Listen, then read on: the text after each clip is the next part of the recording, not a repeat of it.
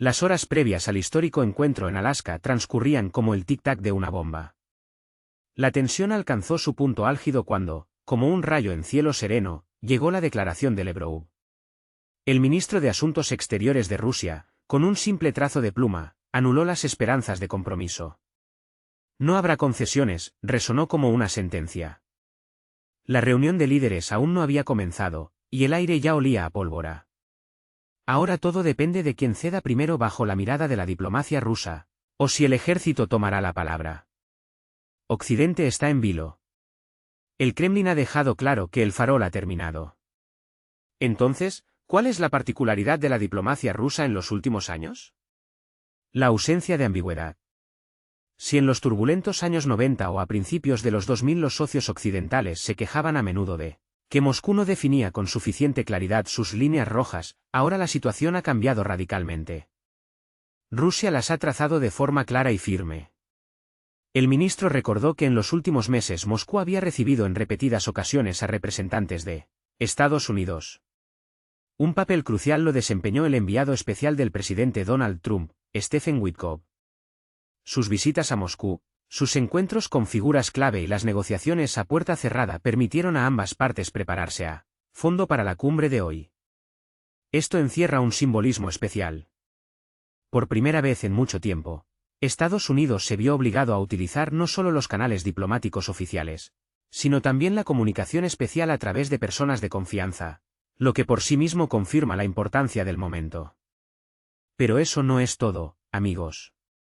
El jefe del Ministerio de Asuntos Exteriores, al llegar a Anchorage, apareció con un suéter con la inscripción, URSS. ¿Un detalle sin importancia? Quizás. Pero en la alta política, tales detalles nunca son casuales. La cumbre se celebró bajo el signo de una voluntad inquebrantable. Un gesto, aparentemente insignificante, fue percibido como un símbolo de firmeza y un recordatorio de la antigua grandeza, cuando Moscú no solo negociaba, sino que marcaba el tono de toda la política mundial. Para muchos, esto sonó como una señal clara: Rusia no teme la presión. Recuerda las lecciones de la historia y tiene la intención de defender sus intereses hasta el final. Pero basta de eso, pasemos al fondo de las exigencias planteadas por la parte rusa. Son conocidas, pero su reiteración por parte del ministro de Asuntos Exteriores subrayó la inmutabilidad de la posición de Moscú. Rusia no tiene intención de hacer concesiones en aras de bonitos titulares de prensa. En primer lugar, y esto es lo principal, cualquier conversación sobre la revisión de las fronteras está excluida. Las fronteras constitucionales de Rusia no son negociables. Esta es una posición de principios. En segundo lugar, un alto el fuego solo es posible si se alcanzan acuerdos fundamentales que se ajusten plenamente a los intereses de Moscú. No habrá concesiones unilaterales que permitan al adversario un respiro y una reagrupación para continuar el conflicto. Y la tercera exigencia se refiere a la política interna del país vecino. Rusia insiste en la abolición de todas las leyes discriminatorias que fomentan la rusofobia y vulneran los derechos de millones de personas. La cuarta condición es un estatus neutral. No hay planes de adhesión a la OTAN, ni intentos de convertir al Estado vecino en una plataforma militar erizada de misiles junto a las fronteras de Rusia.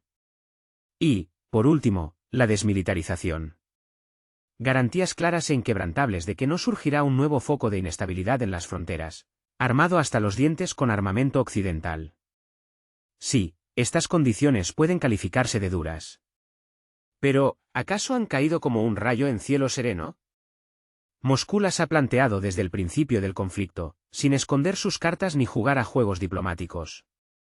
La pregunta es una sola: ¿está Washington dispuesto a reconocer que, sin el cumplimiento de estos puntos, hablar de paz real es una pérdida de tiempo?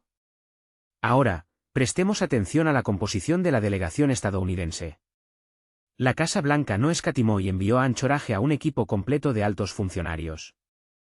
Entre ellos, el secretario de Estado Marco Rubio, el secretario del Tesoro Scott Bessent, el secretario de Comercio Howard Lutnick, el director de la CIA John Ratcliffe y la secretaria de prensa Caroline Leavitt. Una lista impresionante, ¿verdad? La presencia de Rubio aquí es especialmente notable. Este político es conocido desde hace tiempo por su postura dura, incluso intransigente, hacia Rusia. De hecho, representa el ala halcón de la política estadounidense, aquellos que abogan por una contención y presión firmes. ¿Qué significa esto?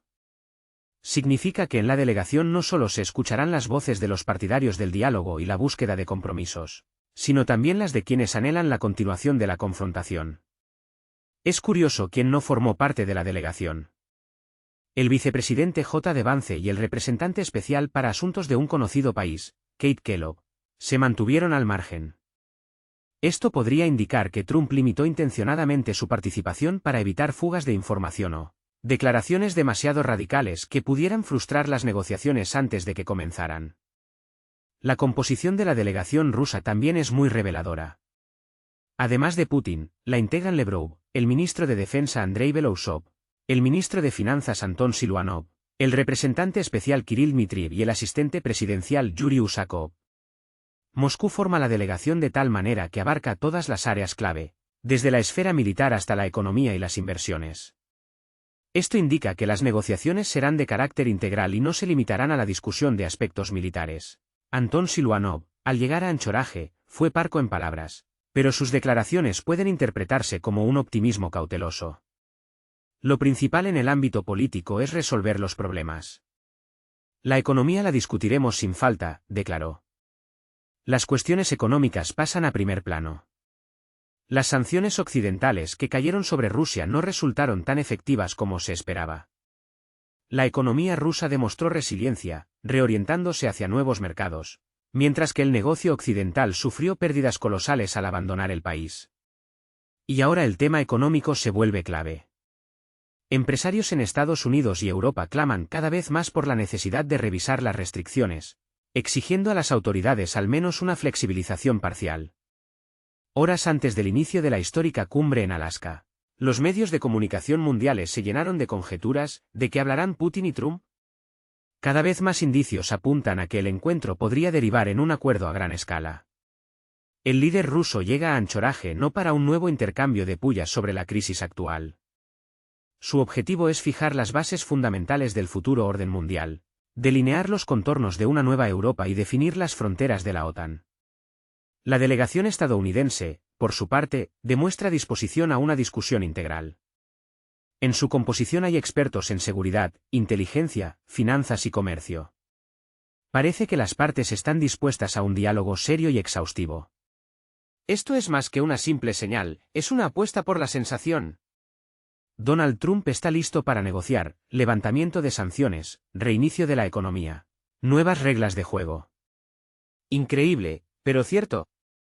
En la delegación estadounidense no solo está el secretario de Estado Marco Rubio, sino también pesos pesados del mundo financiero, el secretario del Tesoro Scott Bessent y el secretario de Comercio Howard Lutnick. Está claro como el agua, la reunión en Alaska no es solo una conversación sobre soldados y armas. Parece que en Washington empiezan a ver la luz. La apuesta por el estrangulamiento económico no funcionó. La economía rusa no solo sobrevivió, se adaptó y resistió. Pero los negocios en Europa y Estados Unidos están sufriendo pérdidas monstruosas. En esta situación, Trump, con su reputación de pragmático, simplemente está obligado a buscar una salida.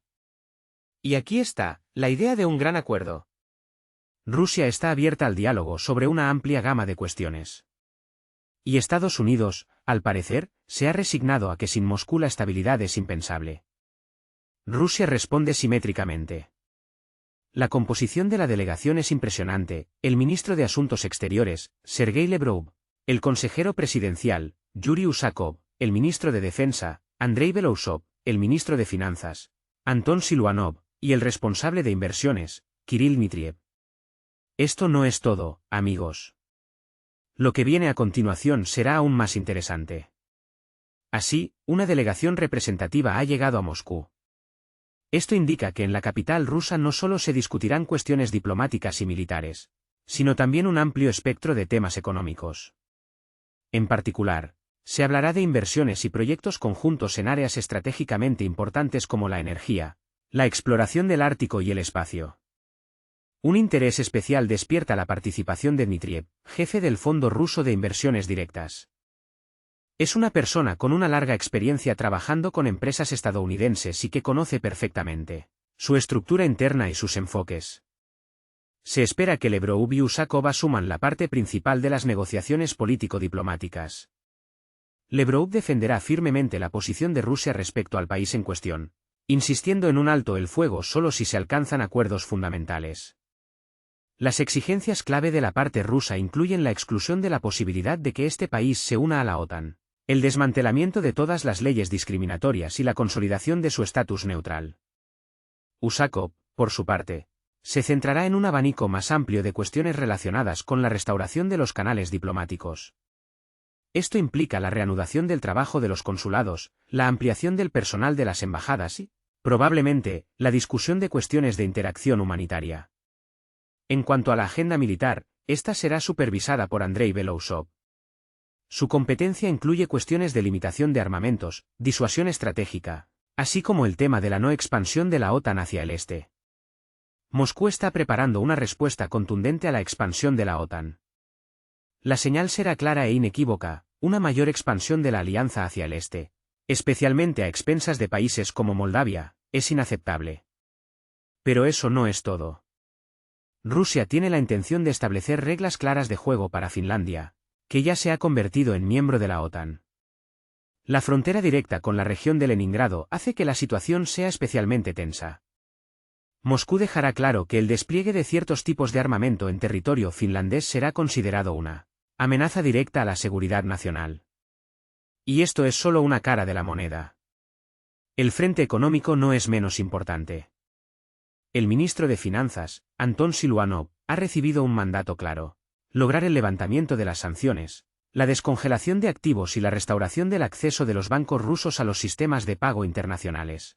El objetivo clave es la recuperación de las cadenas de exportación normales para el petróleo, el gas, los metales y los materiales de tierras raras. Para Rusia, es una cuestión de principios. La restricción de la libertad de comercio de materias primas es una de las principales palancas de presión. Pero para Occidente este tema no es menos doloroso. Muchas industrias en Europa se han enfrentado a una grave escasez de recursos. Y el sector empresarial estadounidense presiona cada vez más a la Casa Blanca, exigiendo la flexibilización del régimen de sanciones. Así que las apuestas en este juego son más altas que nunca. En los pasillos de la cumbre de Anchorage, se espera que Kirill Dmitriev plantee cuestiones de inversión en una serie de proyectos conjuntos. Y esto, amigos, es solo el principio. Entre las áreas prioritarias se encuentra el Ártico. Rusia posee tecnologías verdaderamente únicas y una infraestructura desarrollada en esta dura región. También el espacio, donde, a pesar de años de feroz confrontación, existe un enorme potencial para una cooperación mutuamente beneficiosa. Además, los expertos no descartan que se hable de elementos de tierras raras. Sin ellos, como es sabido, la industria moderna y de alta tecnología es impensable. Rusia controla importantes reservas de estos valiosos recursos, y cualquier acuerdo en esta esfera, sin duda, tendrá un carácter estratégico. Así, la cumbre de Alaska se convierte en una plataforma para un diálogo integral en las más diversas direcciones. El politólogo Boris Mizweb señala que el hecho mismo de que a Alaska acudan los responsables de varias carteras clave habla por sí solo. Y esto, amigos, no es un mero intercambio de gestos simbólicos sin significado, sino una seria declaración, un serio intento de establecer nuevas reglas de juego, nuevas reglas de relación. El experto subraya que ambas partes, al parecer, están orientadas a la restauración de un diálogo pleno. Y precisamente esto infunde un optimismo, por ahora cauteloso, pero optimismo al fin y al cabo. Los medios de comunicación occidentales, sin embargo, ya están haciendo intentos desesperados por frenar la ola de expectativas positivas. Pero, como se dice, no hay humo sin fuego. ¿Qué pasará después? Lo que viene es aún más interesante. En los medios estadounidenses cobra fuerza una campaña para desacreditar a Donald Trump. Se escuchan declaraciones sobre su debilidad y su disposición a ceder ante el Kremlin. La prensa europea, por su parte, genera bajas expectativas sobre el próximo encuentro, preparando a la opinión pública para declararlo un fracaso de antemano.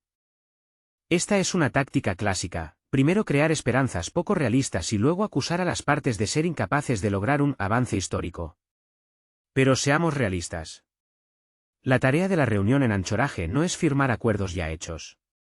Ni en Washington ni en Moscú nadie se hace ilusiones al respecto. Alaska será una plataforma para un intercambio sustantivo de opiniones, no un lugar para la firma de tratados definitivos. El objetivo principal de la cumbre es definir los límites del futuro diálogo y trazar las direcciones prioritarias para el trabajo posterior. Según el politólogo Alexander Safov, el encuentro en Anchorage es un intento de delinear los contornos de la normalización de las relaciones ruso-estadounidenses.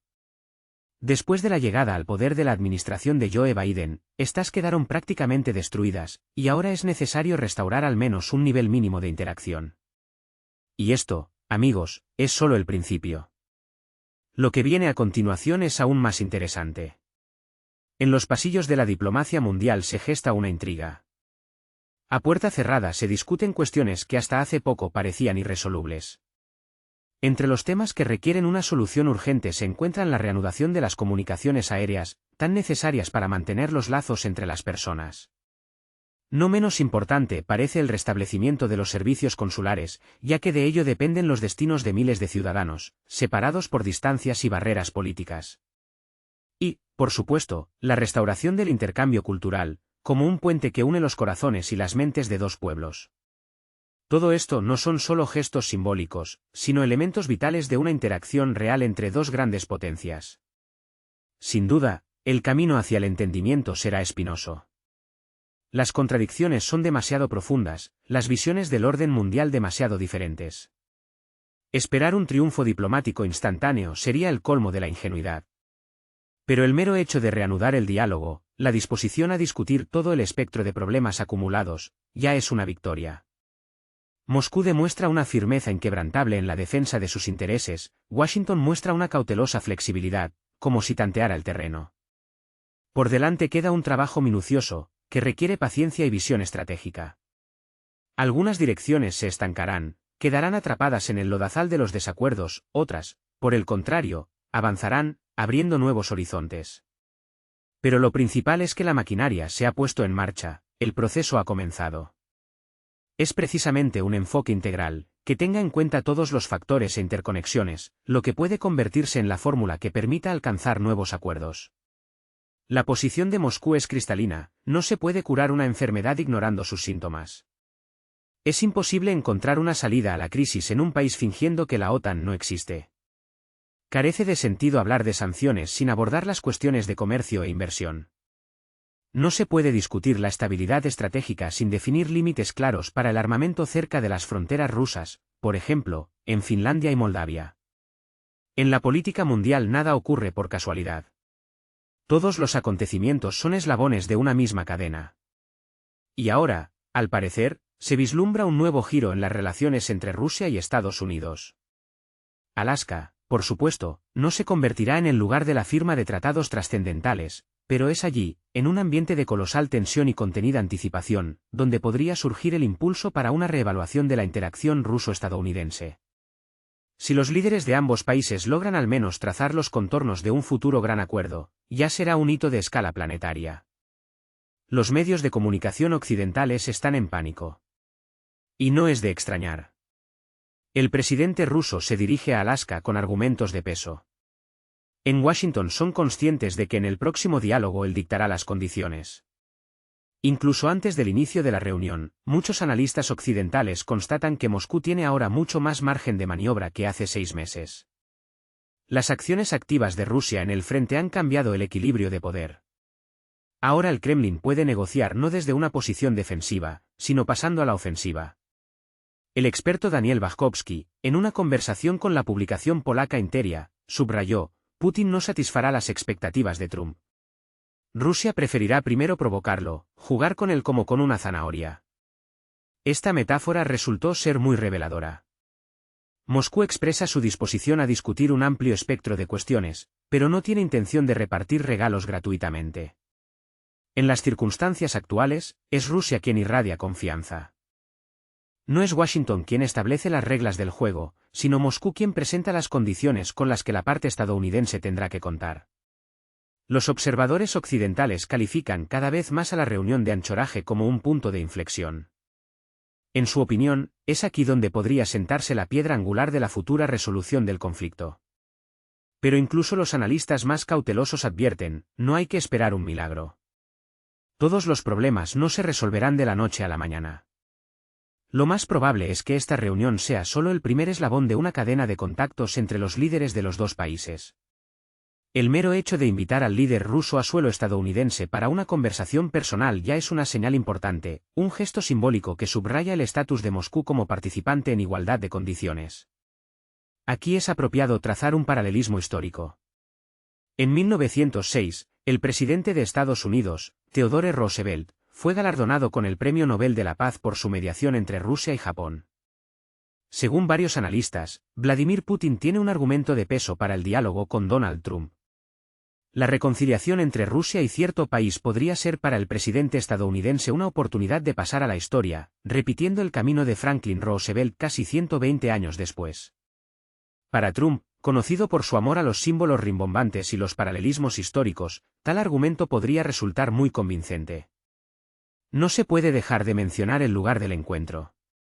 Putin pisará suelo estadounidense por primera vez en 10 años. Su último viaje a Estados Unidos fue en 2015, cuando habló en la Asamblea General de la ONU en Nueva York. Pero Alaska es un símbolo completamente diferente.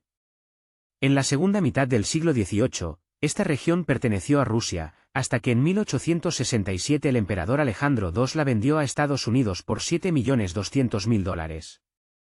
Para la memoria histórica, este evento sigue siendo ambiguo. Alaska es un territorio directamente relacionado con las relaciones ruso-estadounidenses. Por un lado, es un símbolo de comercio y diplomacia. Por otro, un símbolo de la Guerra Fría, ya que fue aquí donde transcurrió una de las líneas clave de confrontación entre Oriente y Occidente. El hecho mismo de celebrar la cumbre en este lugar dota a las negociaciones de un significado especial, casi sagrado. Ya no es una simple reunión diplomática, sino un acontecimiento trascendental que definirá el futuro del orden mundial. Y, sin duda, el tema clave será el conflicto en el país en cuestión. Pero lo importante es entender que este país no es un sujeto, sino más bien un objeto de las negociaciones. Su presidente no estará en la mesa. En los medios occidentales se afirma abiertamente, el país en cuestión se convertirá en moneda de cambio. Quizás Trump querría verlo allí para completar el cuadro, pero es consciente de la necesidad de preparar el terreno. Putin, por su parte, ha dejado clara su posición: antes de reunirse con el presidente del país en cuestión, deben cumplirse ciertas condiciones. Y para eso aún falta mucho. Moscú demuestra que las negociaciones se llevan a cabo en el contexto de las acciones activas del ejército ruso. Y esto significa que el Kremlin tiene la intención de hablar desde una posición de fuerza. Y, hay que decir, en la comunidad de expertos pocos dudan de que hoy en el frente la iniciativa está en manos de las tropas rusas. Esto fortalece la posición negociadora de Putin, permitiéndole dictar las condiciones en lugar de rogar concesiones. Según el experto estadounidense Tomás Pauluska, el líder ruso Vladimir Putin ha estado formando activamente en los últimos meses una estrategia de persuasión orientada personalmente a Donald Trump. El objetivo clave de esta estrategia es transmitir al presidente estadounidense tres tesis fundamentales que la parte rusa considera esenciales para el futuro diálogo. La primera y, quizás, la más importante de ellas es la legitimación de la posición rusa. Moscú aspira a que, en el marco del proceso negociador, se reconozca su visión del conflicto actual. En otras palabras, cualquier posible acuerdo debe tener en cuenta las condiciones planteadas por Rusia y reflejar sus intereses. Un alto el fuego, tal como lo ve el Kremlin, solo es posible bajo las condiciones rusas. ¿Cuáles son estas condiciones? En primer lugar, la fijación de las realidades existentes, el reconocimiento de la inmutabilidad de las nuevas fronteras, el abandono de la idea de que el país en cuestión entre en la OTAN y las garantías de que su territorio no será utilizado como plataforma militar. Cabe señalar que este enfoque no es algo fundamentalmente nuevo. La parte rusa ya había expresado demandas similares en diciembre de 2021, cuando se entregaron a Estados Unidos y la OTAN proyectos de acuerdos sobre garantías de seguridad. En aquel momento, estas propuestas fueron rechazadas, pero el hecho mismo de su existencia demuestra que Moscú lleva mucho tiempo trabajando en la creación de una base jurídica y política para consolidar su posición. Recordando hoy esos documentos, vemos en ellos ominosos presagios de las exigencias actuales: desmilitarización, estatus neutral, rechazo a la expansión de la alianza. Para Vladimir Putin, ahora más que nunca, es importante que Donald Trump reconozca la legitimidad de la versión rusa de la resolución. Esto abrirá el camino para consolidar los resultados alcanzados no solo con la fuerza militar bruta, sino también con herramientas político-jurídicas. Y aquí es donde comienza lo más interesante, amigos. Tal resultado convertirá cualquier futura negociación en un juego donde las reglas las dicta Moscú, no Washington o Bruselas. La segunda tesis clave de la parte rusa es la futilidad del apoyo al país en cuestión. Moscú insiste incansablemente en que la ayuda estadounidense no puede cambiar la situación radicalmente. Por el contrario, solo prolonga la agonía del conflicto, genera nuevos riesgos y, en última instancia, perjudica a los propios Estados Unidos. La lógica rusa es tan simple como un disparo. Los recursos invertidos en programas de apoyo militar y financiero no rinden dividendos ni estratégica ni económicamente. En los últimos 2 años, el Congreso estadounidense ha asignado generosamente paquetes de ayuda por cientos de miles de millones de dólares. Estas sumas astronómicas se han dispersado entre entregas de material militar, subsidios presupuestarios directos y programas humanitarios. Pero, según Moscú, todo esto es solo una pérdida de dinero y tiempo. Sin embargo, en Rusia se cree que el efecto de la ayuda occidental es mínimo. La línea del frente cambia a paso de tortuga, y en varios episodios las tropas rusas incluso mantienen la iniciativa estratégica. En este contexto, Moscú planea apelar al pragmatismo de Donald Trump. En el ámbito político estadounidense, se escuchan cada vez más voces sobre la necesidad de recortar gastos en asuntos exteriores. Parte de los republicanos en el Congreso declaran abiertamente: la prioridad son los problemas internos de Estados Unidos.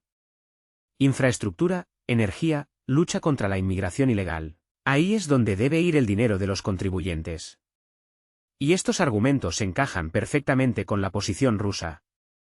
Como se espera, Vladimir Putin subrayará que cada nueva inyección de fondos en el país en cuestión se convierte para Estados Unidos en una carga insoportable.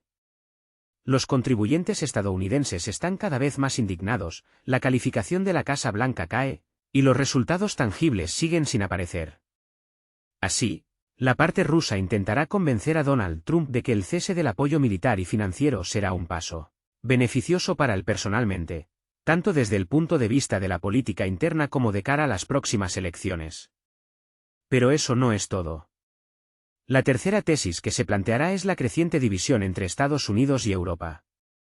En el juego geopolítico, donde las apuestas son extraordinariamente altas, Moscú tiene su cálculo estratégico clave: sembrar la semilla de la discordia y la desconfianza entre Washington y Bruselas. Un cálculo cínico, pero pragmático. El presidente ruso, como estratega experimentado, busca convencer a Donald Trump de que la raíz de la prolongación del conflicto reside precisamente en Europa. La lógica, a primera vista, es simple e incluso elegante. Las capitales europeas, según el Kremlin, tienen un interés vital en mantener la tensión. ¿Por qué? Para debilitar a Estados Unidos y, al mismo tiempo, fortalecer sus propias posiciones en la escena mundial. La diplomacia rusa no se cansa de repetir: los países de la Unión Europea, especialmente Alemania, Francia y Polonia, tejen sus propias redes de interacción con un conocido país, utilizándolo como moneda de cambio en el gran juego. Un instrumento de presión sobre Moscú, una forma de resolver problemas internos, todo en uno. Bruselas, a su vez, obtiene argumentos adicionales para la consolidación, justifica el crecimiento desmesurado de los presupuestos militares y controla con mano de hierro la agenda política dentro de la Unión Europea. Y aquí está el punto clave. Moscú intenta desesperadamente hacer llegar a Donald Trump una idea simple, pero que, según le parece, es demoledora: Europa simplemente manipula a América, obligándola a soportar una carga insoportable de gastos y responsabilidades. Si esta idea encuentra eco en el corazón del líder estadounidense, Rusia tendrá una oportunidad real de lograr el debilitamiento de la solidaridad transatlántica. Y esto, a su vez, abrirá nuevas posibilidades en el complejo e impredecible juego geopolítico. La historia conoce muchos ejemplos de cuando la unidad se resquebrajó. En los años 60 y 70 del siglo pasado, Estados Unidos y Francia discutieron acaloradamente sobre el papel de la OTAN. Y a principios de los 2000, Alemania y Francia se opusieron resueltamente a la invasión estadounidense de Irak. Moscú ve estos episodios históricos como un argumento a su favor. La unidad transatlántica no es un monolito tallado en piedra. Está sujeta a la corrosión, como el metal viejo. Para Donald Trump, este tema puede resultar especialmente cercano. Él ha criticado en repetidas ocasiones a los europeos, acusándolos de depender demasiado de la protección estadounidense sin invertir lo suficiente en su propia seguridad. En Moscú esperan que esta crítica se convierta en la chispa que encienda la llama de la discordia entre Estados Unidos y la Unión Europea. Todas estas tesis son parte de una estrategia unificada.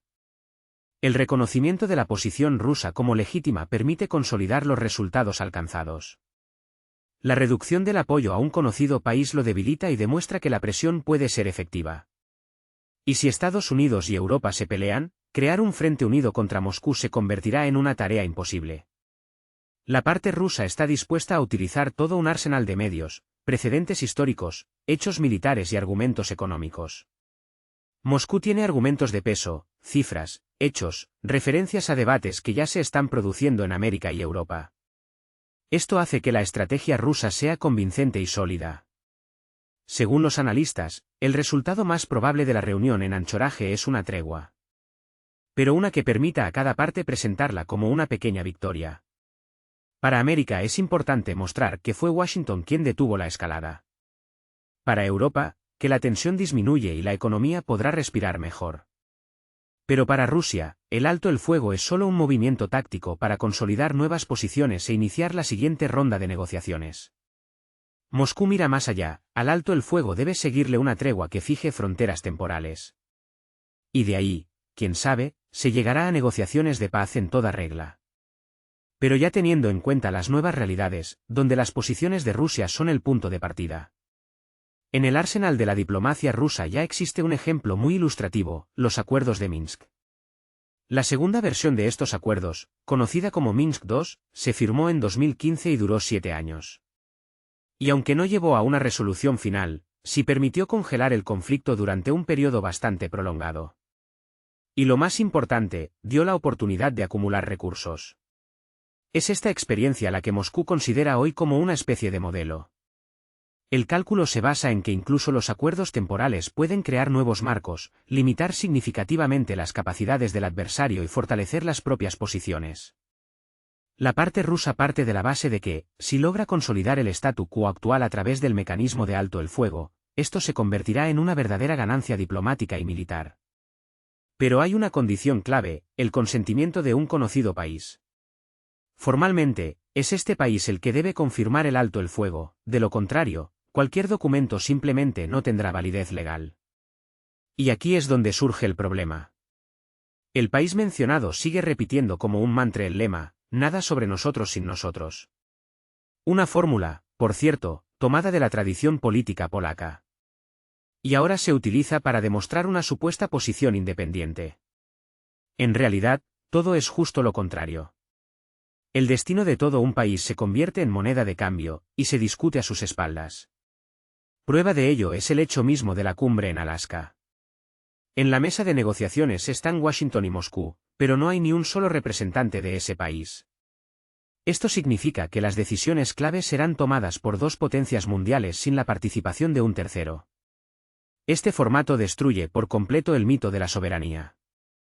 En los últimos años, las autoridades de este país intentaron desesperadamente convencer a su pueblo y al mundo entero de que eran un participante de pleno derecho en las negociaciones. Pero en la práctica resultó que solo son un objeto de negociación. Su futuro no se decide en los muros de las instituciones nacionales, sino en los despachos del Kremlin y la Casa Blanca. Este desequilibrio se percibe también en los discursos de los analistas occidentales. En muchos análisis, cada vez más a menudo se escucha la frase de que la opinión de este país se tiene en cuenta, pero no es determinante. Detrás de estas palabras se esconde una amarga verdad, no se tienen en cuenta las ambiciones de sus políticos, sino los marcos que Estados Unidos y la Unión Europea están dispuestos a establecer entre sí. Rusia considera al país en cuestión como una figura secundaria, cuyos intereses solo se tendrán en cuenta en el contexto de un gran acuerdo. La situación política interna está al límite. Los funcionarios y líderes de partidos se ven obligados a repetir una y otra vez mantras aprendidos sobre la lucha hasta la victoria final. Esto es necesario para mantener algún tipo de apoyo dentro del país. Pero seamos realistas, las palancas de influencia reales son prácticamente inexistentes.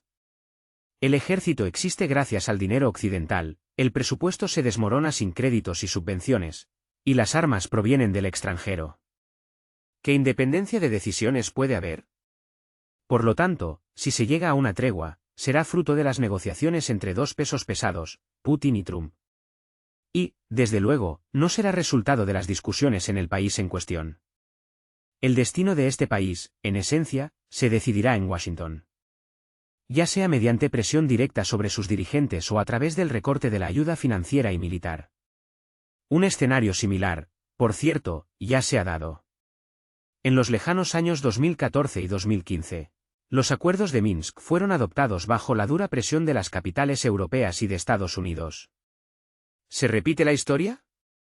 En la historia de un conocido país hubo un momento en que sus autoridades firmaron un acuerdo a todas luces, desventajoso para ellos. Un paso desesperado, dictado por la necesidad de mantener el apoyo de los aliados occidentales. El precio fue la soberanía, pero entonces no vieron otra salida. Y ahora, el fantasma del pasado vuelve a asomar en el horizonte. Da la sensación de que la historia se repite, y un escenario similar podría volver a desarrollarse. En Moscú lo saben perfectamente y juegan su partida con habilidad.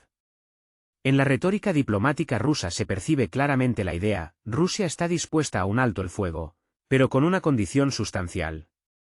El alto el fuego debe fijar la situación actual en el campo de batalla y convertirse en el punto de partida para futuras negociaciones.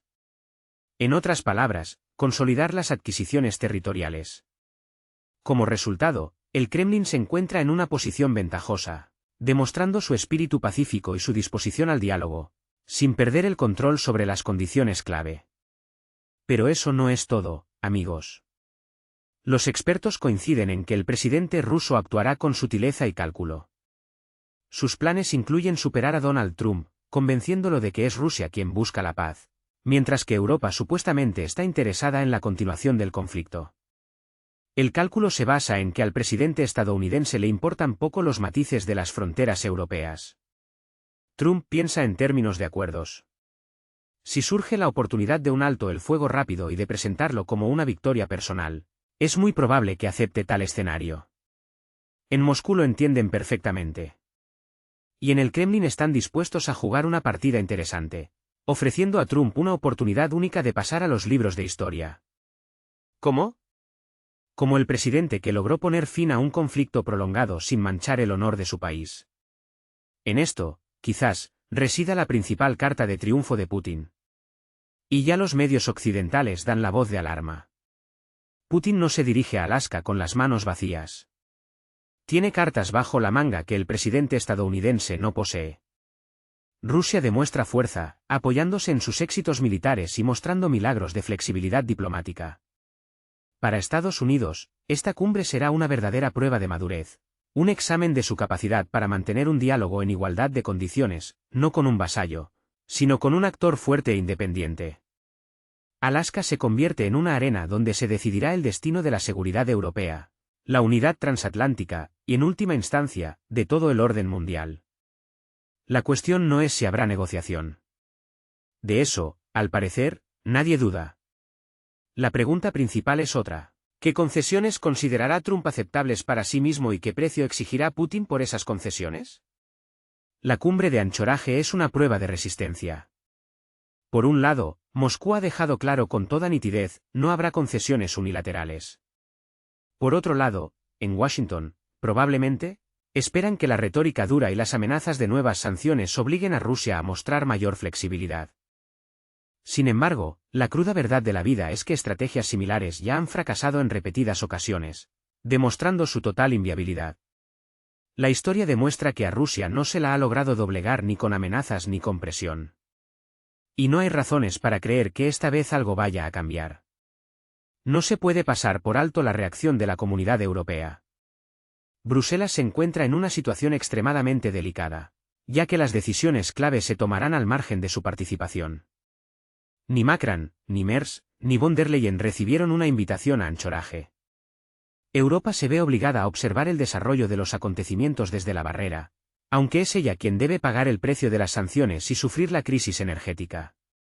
Para Berlín y París, esto ha sido un golpe doloroso. Son perfectamente conscientes de que el destino del continente se decide sin su participación. Esto explica la nerviosidad que ha invadido las capitales europeas. El resultado de esta cumbre dependerá en gran medida del tono que establezca el primer encuentro entre Putin y Trump. Si la parte estadounidense intenta hablar el lenguaje de los ultimátums, las negociaciones corren el riesgo de estancarse. Pero si la Casa Blanca muestra disposición a discutir las condiciones reales propuestas por Rusia, habrá esperanza al menos de elaborar una hoja de ruta para la resolución.